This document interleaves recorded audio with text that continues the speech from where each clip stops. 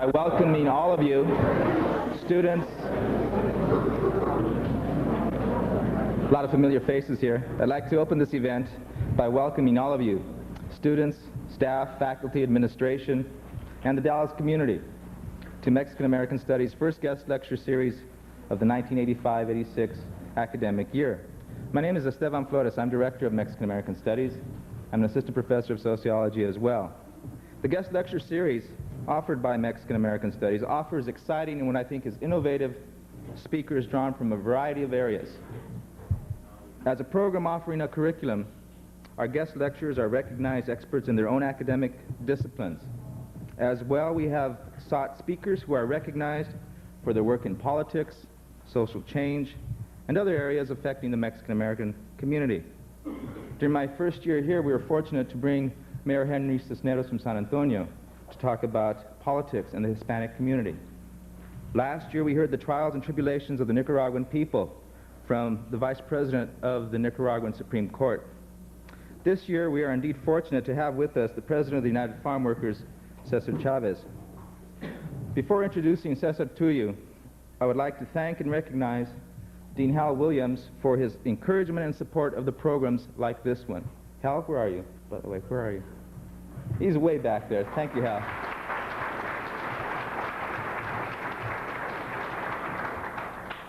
I'd also like to thank students who are scurrying about here and passing out those cards to you, Olivia Olguin, and others who have helped make this event what I think will be a success.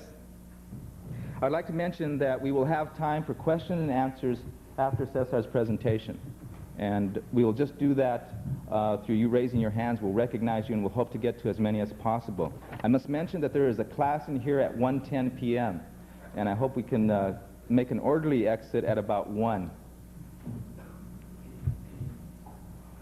In terms of contemporary social and labor history, and especially in the field of agricultural labor, no person is probably so widely known as our guest. From his birthplace in Yuma, Arizona, to the fields and organizing of the fields in Delano, California, Cesar Chavez had led a most noble cause, the cause of the migrant farm worker. From the early 1960s and continuing to the violent period of the early 1970s, the Union and its charismatic leader have persevered in the face of formidable institutional opposition. The cause has been a multiracial, multi-ethnic one. La causa, as we say in Spanish, was successful because it generated the support of other movements and other people, not only nationally, but globally. I recall a friend of mine sending me a book in German talking about the United Farm Workers. The movement has generated other farm labor organizing across the country. United Farm Workers have been active with the Farm Labor Organizing Committee in Ohio. The UFW is active in Florida. It has spawned other movements, sometimes not so directly or purposefully, here in Texas with the Texas Farm Workers Union and in Arizona with the Arizona Farm Workers Union.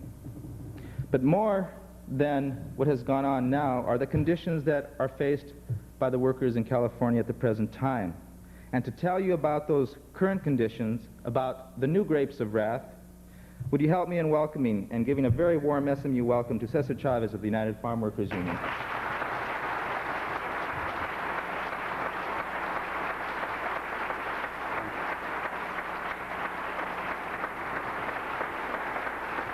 Thank you very much. Thank you very much. Thank you very much, Mr. Williams. Thank you very much, Esteban. We're pleased to be here with you to, in this 8-day tour of Texas, to be able to bring to you our message of the new grape boycott. The Farm Workers Union has called again a new grape boycott. You'll recall that in 1965 through 1970, we sponsored the first large-scale consumer boycott in the history of the United States. We won that boycott. At the end, according to the Harris poll, 17 million Americans, adult Americans, were boycotting grapes. One of the largest and most successful consumer boycotts conducted in this country. Today, we're calling on a boycott of grapes for the same reasons that we did back in 1965. And that reason is the fundamental differences and the cause of all of the strife between growers, and workers' organizations. One word: recognition. You see, we're pretty much in the same spot that other unions were before 1936, when the National Labor Relations Act was first enacted, giving workers of this country the right to organize and bargain collectively. Well, when that legislation was enacted in 1935, farm workers were excluded. If you look at the record of the statement that President Roosevelt made when that law was signed, he said, "We're excluding a large segment of the American workers, but we had to do it because otherwise we couldn't get the bill passed. But we'll come back in a year or two and we'll include them and give them the same protection." 50 years later, they're still excluded. And if you ask me, what would be that one reason why migratory workers in this country are in the pitiful conditions that they're in today? That's the reason. They have no basic rights as workers to organize unions and to bargain collectively. So that when we talk about recognition, whether it be in Arizona, in California, in Florida, or even in Texas, the same problem we're having in California we've had with our union here in the Rio Grande Valley. That when the worker organizes and forms his association, his organization, and approaches the grower and asks the grower to bargain on those issues that the workers consider to be their demands, the grower will invariably say, anywhere in the country, pretty standard, the grower will say, "Well, we don't want to bargain with you because you don't represent our workers." And the worker organizations usually say, "But we do represent your workers, and we're willing to prove to you that we represent the workers. If we only have an election, we can prove to you that we represent the workers." And the growers most often say, "Well, we don't need elections," and that's as far as they'll ever get. That's not the case for the industrial worker, where if the elections are needed and wanted, the workers determine whether they want the election or not by petitioning the government for a representational election. Well, that cannot happen in agriculture, except in California, or it should happen. Where in 1975 we were finally able to get collective bargaining rights for farm workers, and that law immediately became a political football, and it's not fared very well. In fact, today under the Dugmagian administration, the law is really not working, and that's why we're calling for the boycott again. Our demands are probably at first sight a little unusual for unions, but we're in the stage and the time in our history where unions have to be innovative. Our demand is an innovative demand.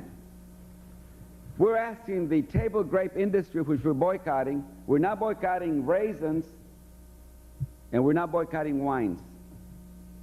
Because we're not boycotting wines, we're not boycotting your grapes here in Texas that are used mainly for wines. We say we want to work out a marketing agreement between us and the table grape industry in California, where 100% of the fresh grapes are raised. That the union would commit itself not to interfere with the marketing of those grapes, and in fact, if all conditions are right, help the growers market the grapes, if the growers will then do three things for us.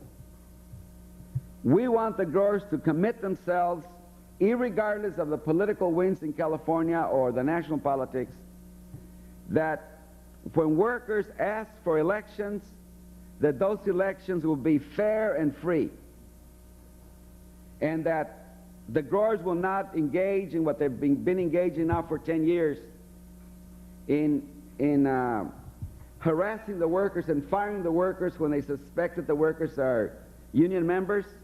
Although it's illegal, they still do it because the law doesn't work. Or that the workers will not be penalized because they call for an election, or that they won't steal the ballot box. That's right, they won't steal the ballot boxes like they've done in 8 different elections. Or that the growers will not go in and their agents will not go in when the elections are being held and disrupt the election like they did 2.5 years ago at the M. Caratan grape ranch in Delano, when 500 workers were supposed to be voting, had the right to vote. about the middle of the election, 5, 6 men hired by M. Keratin came in, overturned the tables, ripped down the curtains for the voting booth, stole the ballot box, chased the people out of the 200 people waiting to vote out of the voting area, and beat up 2 of the 4 government agents. It took us over 90 days to get the district attorney in Kern County to file charges. And the state board, the Agricultural Labor Relations Board, which was created by the Act, would not admit that 2 of their agents had been beaten up by the grower agents. They would not admit it. Or, like at the McCarthy Vineyards, where we've had 3 elections in 4 years. The first election 4 years ago, a day before the election, half of the workforce was fired because the company considered that they were union members and fired them. To this day, that's 4 years ago, we're still in courts on that, in the courts. The second year an election was held, 2 nights before the election, masked gunmen came into the main barrack, harassed the workers, shot a man and killed him. No one was ever charged. Last year, the last election, in what we call an evening before the election, there's usually a meeting between the company, the union, and the state agency to work out all the last details for the election. The workers came, our members, our supporters, and the grower and his workers came, and outside the meeting, one of the grower agents pulled a gun and threatened the workers. That same worker, we couldn't get the judge to get an injunction to disarm him. That same worker, without a gun, next day was standing at the entrance to the polling place. Or 2 years ago, September the 20th of this month, and at the Secima Ranch, it's a dairy in Fresno, workers called for an election. They voted. The last man to vote, René Lopez, came to voted in the election and was the last one to vote. Voted, came out, and as he came out of the voting booth, 2 men hired by the grower to harass the workers a week before the election, his brother-in-law and another agent shot René and killed him on the spot. We were able to get the district attorney in Fresno County to file charges against both of them. The brother-in-law was found not guilty. The man who did the shooting was found guilty, but we could never ever get the district attorney to file and implicate the grower who had hired them and give him the gun. Gave him the gun when they started working for him. We can have elections that way.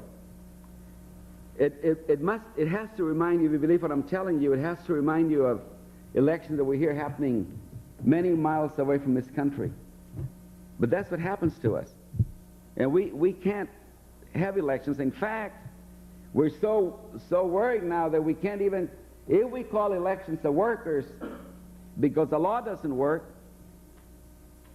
we can't protect the work. We can't tell the workers, if you get fired, you'll be rehired because the law gives you that protection. We can't do it anymore. Once upon a time we could. When that first law passed in 1975, when the law was really working, let me tell you what happened. In the period between September and December of 1975, when the law was first enacted, the first time in the history of the United States where farm workers had the right to vote. Never before had they had the right to vote to determine whether they wanted a union or not. And everybody was out there, what's going to happen? The law was working. If a worker got fired, immediately he was rehired, so it wouldn't interfere with so we could have a climate conducive to free and fair elections. That's what we want, a climate where the people vote and it's conducive. That means, according to the federal standards set by the experience of the federal law, that if there's an election and the workers are told by the doctor and by the grocer and by the butcher and by the teacher and by everybody else to vote against the union, then that's not conducive to a free election. That even though they're not connected with the farm, they in that atmosphere have an impact But we're not even going that far. We just like the grower to lay off. And if we can get those free elections, like back in 1975, 200,000 workers voted in those 4 months in 1975. 186,000 workers voted for our union. We won 94% of the elections. Labor in those days was winning about 50% of their elections. But since that time to this day, things have gotten so bad that now holding elections is really compromising workers to, we're asking them to make a choice between their jobs and their security and voting for the union. And the boycott is on to pressure the growers to go, because we can't do it through the law, to do it economically, to give us that. The next demand we're making is that here we're not even asking for specific wages or working conditions. We're saying, commit yourselves when workers win the elections, honor the election, and bargain with the union, and do it in good faith. And just let the procedure of collective bargaining take place. If it's in good faith, well, we won't get everything we want. We will get a contract and we will get benefits for the workers. And the third one, and perhaps the most interesting to you, because this involves, I think, the consumers, is we want the growers to immediately ban 5 of the 27 restricted pesticides that are being used in grapes today. There are hundreds of pesticides used in agriculture, as you know. But there are 27 of those pesticides that have been considered to be so toxic that they're regulated only to the extent that the grower has to make a written application to get them, but they get them by applying for them. Out of those 27 pesticides, 5 pesticides, 4 are extremely toxic, and 1 is a prime. Cap 10 is the one of all the pesticides that, more than any other pesticide, keeps showing up, developing cancer in laboratory animals, and also birth defects. We want Cap 10 out. You know, the EPA and the California Department of Health privately know that that should be off the market, but they can't get it off the market because of the pressure. Last week, we lost a heartbreaker in the California State Legislature.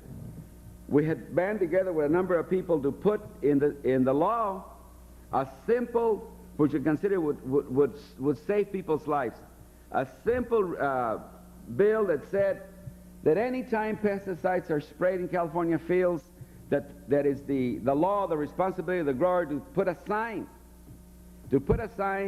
letting everybody know that pesticides have been sprayed on that field and it's dangerous to go in there until the appropriate time, until what we call the re-entry period has lapsed. We couldn't get that through. We lost it. The bottom line grower argument was that it was too expensive. Last month, as has happened in many cases, last month in San Diego County, Juan Chaboya, 32 years old, came to work in a field that subsequently we found out had been sprayed with monitor. Monitor is an organophosphate. That means nerve gas. He had worked in the morning, 4 hours, and about 2 hours in the afternoon, when he finally collapsed and died immediately. The grower put him in his van and drove 90 miles to the Mexican border and deposited the body at a Mexican doctor on the other side.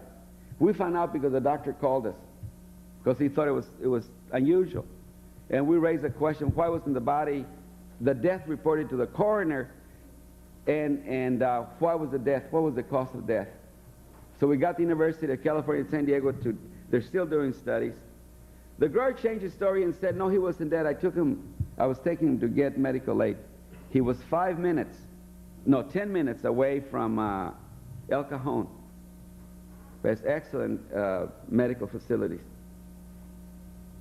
Juan Chaboya died because, for simple reason, if they had observed a re-entry period, means that when the pesticide is sprayed, there has to be enough time for the pesticide to begin to degenerate so they can go, the workers can go in and not get hurt. If they had waited 8 days, Poncho would be alive today. And a good many people would be alive today. Or we have the example in McFarland, California. For 3 years we've been screaming at the authorities to do something about a case that we suspect, we can't prove we suspect. It's the last street adjacent to a grape field.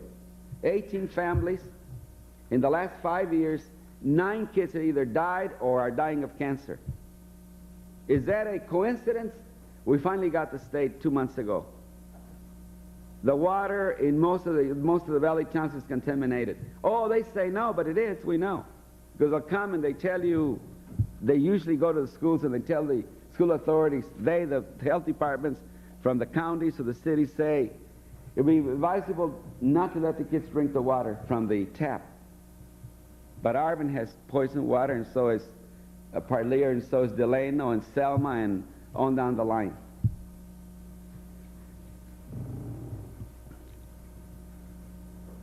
Four years ago, a young woman, 20-year-old, we suspect, we can't prove, we said we're in court now, went to work at a field in Delano.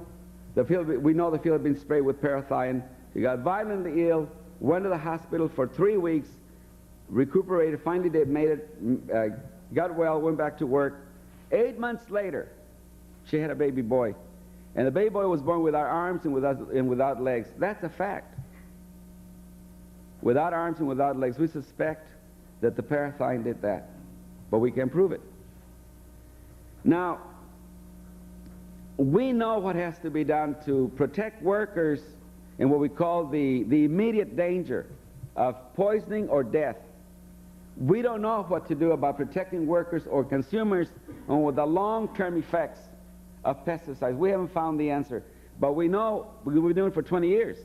We've only had in 20 years, we've only had, or in 15 years rather, we've only had one large poisoning of workers in our farms under contract by doing something very simple.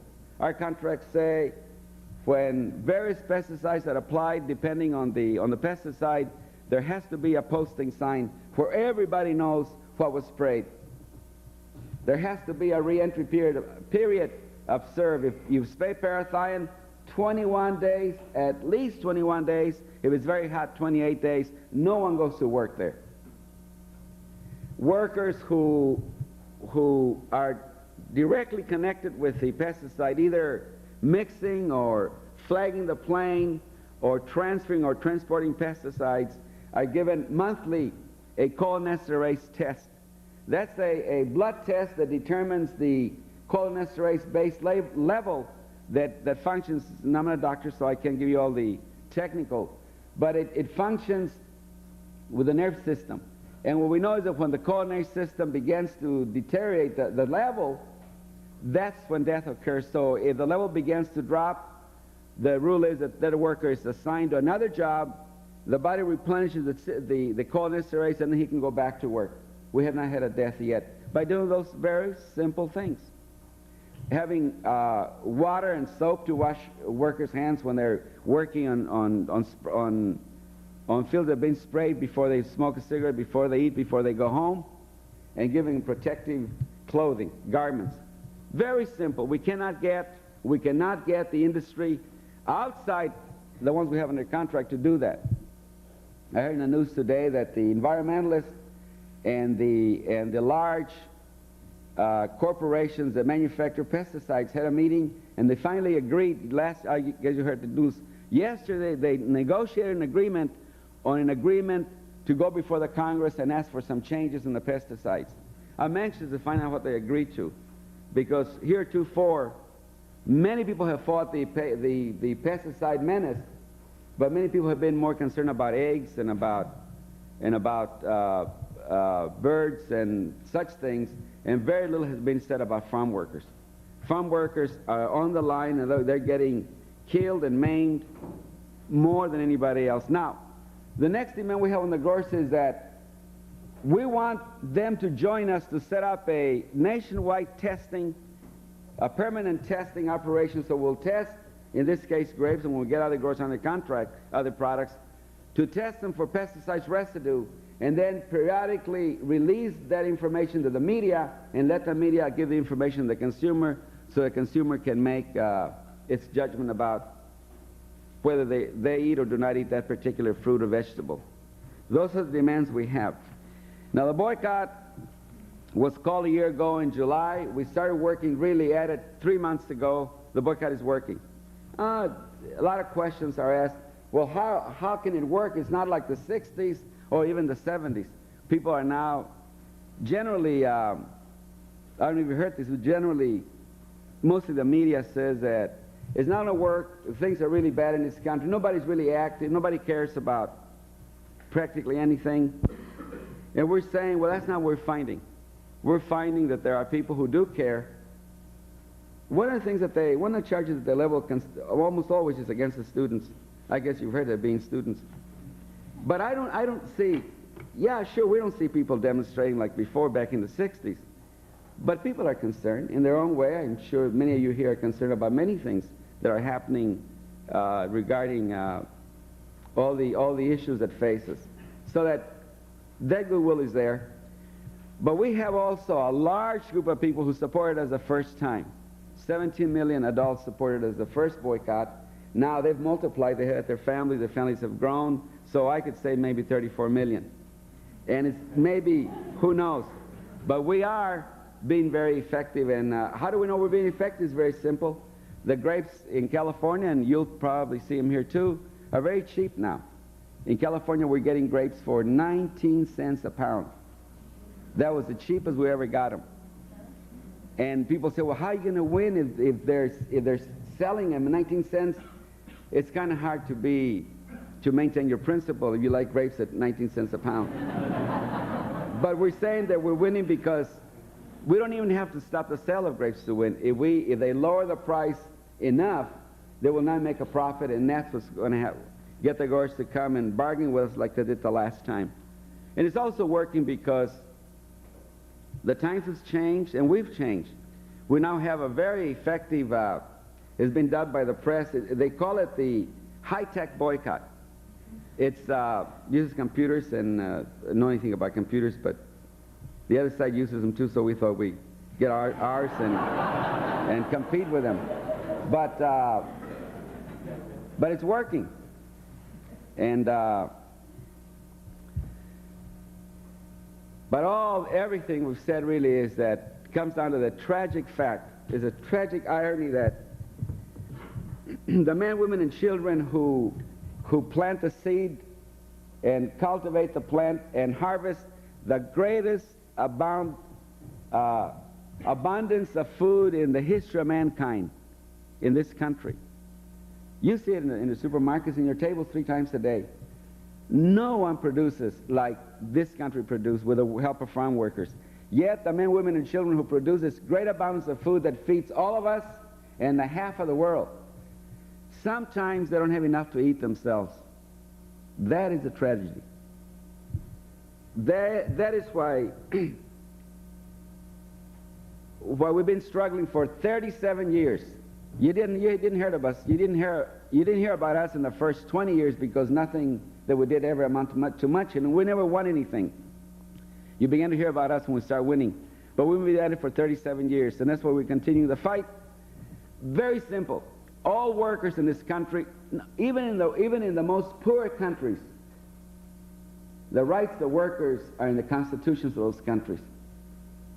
There's not a word about our rights as workers in this Constitution. We had to pass a law to give workers the rights here, and the law wasn't even a labor law. The law had to be, and I'm not an expert, I'm sure there's some people here are experts on labor law. The law was really amending some part of the Commerce Act. That's how they got the rights of workers sneaked into this in 1936 to get them the right to organize and bargain collectively. We need that for the farm workers. They're the last group of discriminated and exploited workers in this country. And whether you agree with it or not, I think we can agree that the conditions of migratory workers are getting worse and not getting better. So we have a hard job ahead of us, but hopefully that something can be done. I want to thank you, and if you have any questions, we'd be delighted to try and answer them.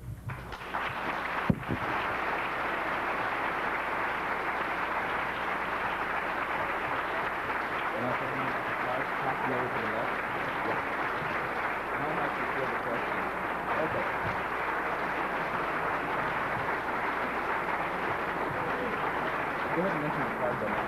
Okay. I'm being coached to mention the card. This card is what we call the Boycott Pledge. Really, what we'd like you to do, if you're interested, if you fill this card, we'll put you on our mailing list, and we'll mail to you a monthly magazine, little magazine called Food and Justice. If you fill the card, tear this, put it in your refrigerator, so when your friends come, you know you're boycotting grapes, and that'll be a message for them. Thank you. Pass it to the left. We've got good acoustics in here, so we'll go through a show of hands for questions, and we'll start in the back. Grapes on the supermarket, okay, if they're marked Black Eagle, they're marked on the tray, is that correct? The grapes that are out that we see, we don't ever see the grape. The grape may have been thrown away, or obviously if it really means something to someone, they will go in the back and look for the tray. But your common man will not do that. How do you have any ideas about that, how to mark the grapes better if only 3% of them are harvested by the farmer? Yeah, that 3% really represents the early crop, which is in Coachella. The Union grapes are no longer in the market because they come in early. That 3% comes in early. There's no Union grapes now, and there won't be any more Union grapes in the market until come May, about the middle of May of next year. So boycott all the grapes now. But also remember, also boycott the South African grapes, because they also come in around January and February. And the Chilean grapes, and also the Mexican grapes. So we were at a friend's party in New York the other day. We were doing a campaign in New York, and we went to eat, and they had these bowls of grapes, and we said, oh my God. And I saw him, and I went like this, and he started smiling, and he said, these are Romanian grapes. And I said, Romanian grapes? And I told my friend, I said, when we leave here, we're going to go to that little store. And sure enough, we didn't say anything. We didn't eat the grapes. We didn't eat them. But we got out of the apartment. We went down to the street, and they weren't Romanian grapes. They were California grapes. We went in the back without asking questions, and we saw all the boxes were California, but in front, they were saying Romanian grapes. So watch out for the Romanian grapes.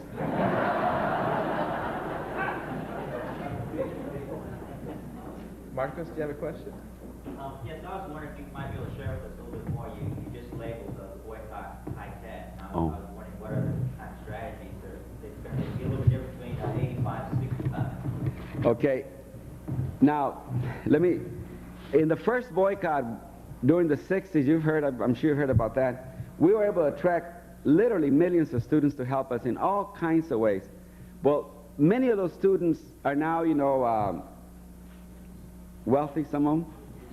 They've got very good jobs and very interesting jobs. So we put together like a national committee of people who are demographers and social scientists and computer technologists and computer analysts and anyway, people involved in populations and psychologists and the whole works. And that group gives us what we call pro bono service. They don't charge us.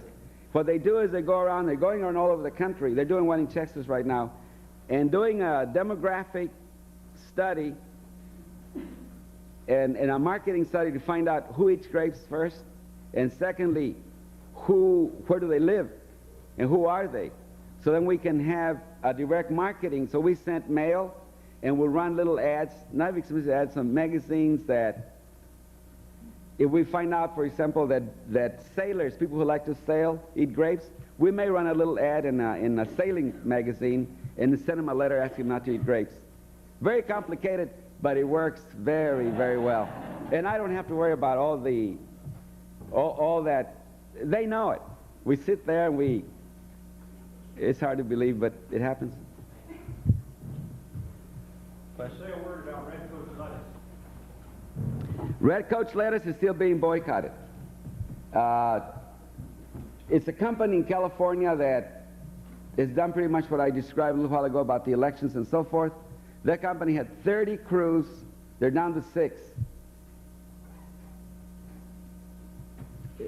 We don't know why they won't negotiate. They won't, and we continue the boycott. So if you see, but I don't want to confuse you, if you see wrapped lettuce, There are two kinds of lettuces, the rep lettuce and the naked lettuce. We're talking about the rep lettuce. If you see a little red coach with the words red coach, that's being boycotted also, and please don't eat it. They're selling it at Tom Thumb groceries here. Cesar, my name is Chavez also, so I think. Oh, good. From New Mexico? From Chavez, you may have heard of my father. Anyway, I'd like to hear from you to give us maybe three good rules to follow apart from not buying grapes for your own home. What can we do as individuals and as heads of families to help in this cause, apart from our own personal boycott? All right. Apart from that, I think the single most important thing is to try and get, well, let me just say it this way. In the first boycott, people would ask me, how can I help? And I'd say, come join the picket line. If you ask me, how can I help? I'll tell you, give me your mailing list. So if we can give us, or lead us to mailing lists that are people who are, who tend to be good for us, we'd like that. And then we can get resolutions from the organizations to support us. They'll be very good. And then to try and get the boycott published in as many publications as we can. Those three things would be very helpful. But the mailing list would be really, really good. Because the mailing lists are, if we get the right mailing list, we don't have to do all the studies to find out how they are. We can get them through the mailing list. Professor Bonham, then we'll come here, then we'll come here. What's your position on the recent so-called guest worker projects to bring in more Gosh, it's a Bracero program. Totally against it. There's no way they can justify bringing in guest workers when we have already, in the best of times in California, as an example, 14% of the workers are unemployed at the height of the season in California, and from 40 to 60% unemployment during the off-season, depending on what county they live in. So bringing in guest workers would be adding insult to injury. They don't need them. It would just be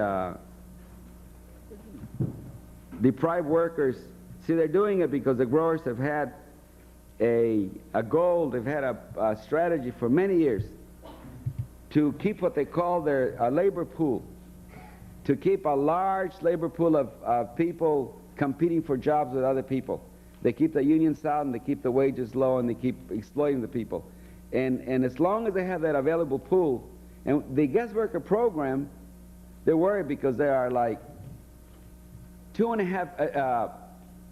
2.25 workers per job in California now. And they think that's low. They'd like to bring it up to 3. That's why they want the 3 workers to a job. That's why they want to get the guest worker program. Are you planning any action against it? Yes. Yes, we're doing, well, right now we're involved in there are, in the House, there's a committee made up of 11 congressmen. We need 6 votes. I think we have 5. And we have a holder, I think it's from Brooklyn, that we're working on. There's a gentleman here in Texas on that committee, but I can't remember his name. Somebody might remember his name on the... Brian? Yeah, and we got his vote. I think we got his commitment to vote against it. Could you please elaborate on the proposed, as an extension of his question, on the proposed new bill that Senator Graham, the senator from California, and the other senator are putting forth on the farm workers?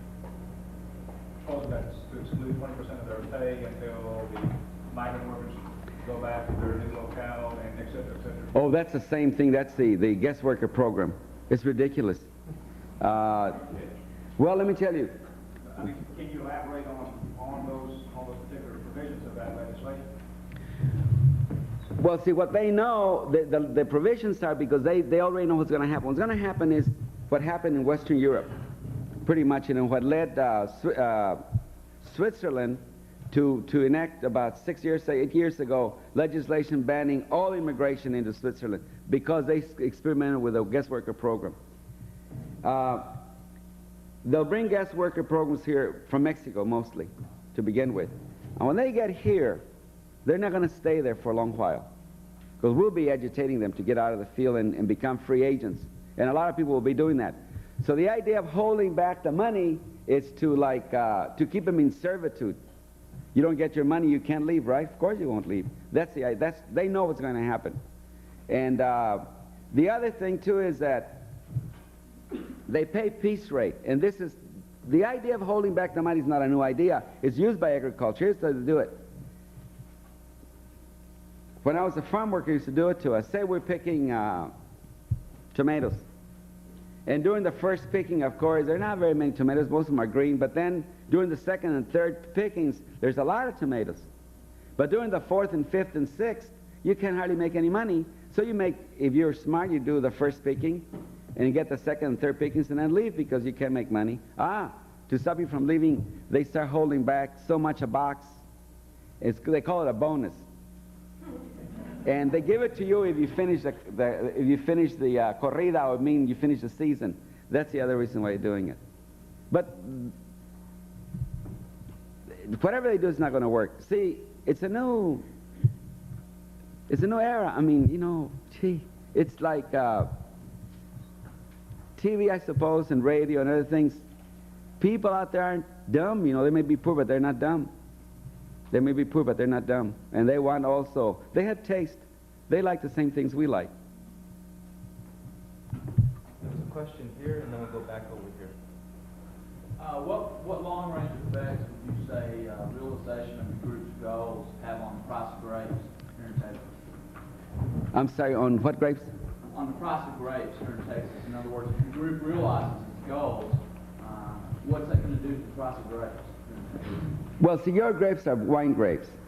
They're not fresh grapes. And so that already grapes in the United States are having a difficult time, especially California, because of the imports from mostly from Europe.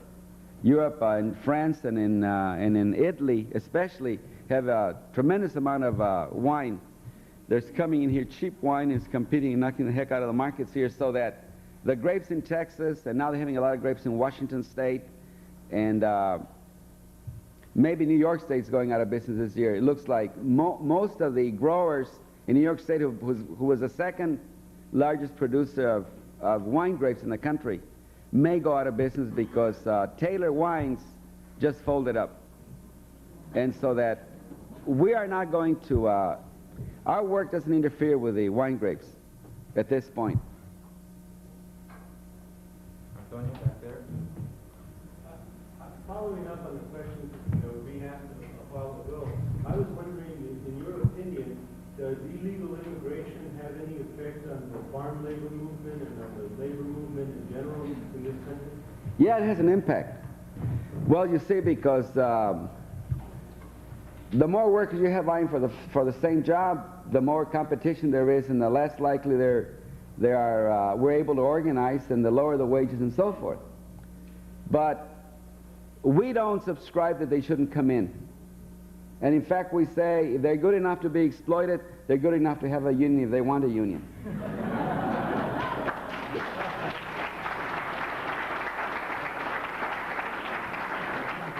But the issue is, see, it's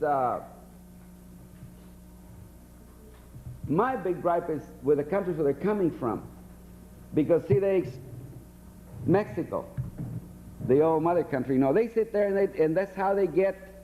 They export all the unemployment here, and they don't really do much because see, they're trying to compete with the Joneses, the USA. It's ridiculous what they do. Developing countries, underdeveloped countries, and in between, most of the countries can't solve their unemployment problems, except like Japan did, and Taiwan did, and China did. But they use, and maybe Korea, they use a different tactic. See, Mexico and the other countries, we're getting a lot of immigration here, the Philippines and so forth. They're all concerned for capital-intensive development. Mexico has no business trying to have an automobile factory when they've got 45% unemployment. See, and I'm no economist, but it's just kind of simple. If they could, if somehow we could make it attractive for them, we made a lot of loans to them. I mean, the banks made a lot of loans to them, and then they're having a hard time getting the money back. But some way that we would give them some favor them in some trade policies, or maybe a grant, something that would force them to do something about the labor-intensive development in Mexico. There has to be for a few years to absorb all the unemployment and to get their agriculture going and so forth. It seemed to me. But the way it is right now, you know, half goes to the pocket and the other half goes to labor-intensive. And it's very sad. But so the other thing too, see, is that there's displacement of people. We've traced people in order to organize them to see what villages they come from and so forth. 101 villages have about 95% of the people from Mexico in this country. And when we go back to those villages and we find out what happened was that they never moved, ever before. They were there 200, 300, 400 years. But the moment someone in the village or someone in the family moves, that's the beginning. In Spanish they say, se desgrana la mazorca. You know what that means? And immediately after that, people begin to move. So they go to a village and they lure them with coming to Mexico City, because Mexico City has a lot of factories coming up. And they come to Mexico City, there's no jobs. The most popular city in the world today, no jobs. So what they do? Pal Norte. And they come here, and what do they do here, you know? Last week, the desert between, well, roughly between San Diego and maybe Riverside, it's called the Dianza Desert. 2 weeks ago, 3 Mexican women, 30s and 20s, 3 sisters perished in the desert, died trying to cross it. And the Border Patrol reported that there is not 1 week they don't find 1 or 2 bodies of men and women trying to come, and children, across the desert, and they die before they can get to the water hole. Isn't that terrible? It's unbelievable.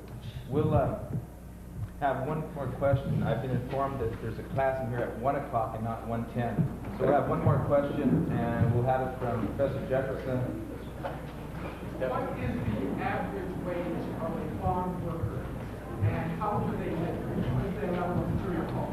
How well do they live? What is their average wage, and how do they live? The average wage is whatever they'll work for. We did a study in 1982 here in the Rio Grande Valley. We found the average wage was $2.45, even though the federal minimum wage is $3.35. We filed 2 years ago in California, supposed to be the best state.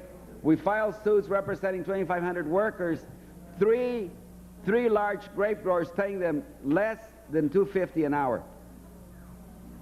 But they have found workers working in Florida, in Mississippi for less than an hour, for less than $1 an hour in the last 2 years.